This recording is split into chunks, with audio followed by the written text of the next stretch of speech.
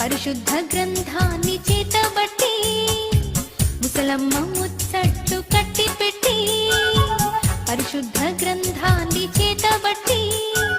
దీక్షతో నడుము కట్టి ఇంటింటి తలుపు తట్టి దీక్షతో నడుము కట్టి ఇంటింటి తలుపు తట్టి యేసయ్య ఊసే చెప్పమా ఊరకనే ఉంటే తప్పమా యేసయ్య ఊసే చెప్పమా ఊరకనే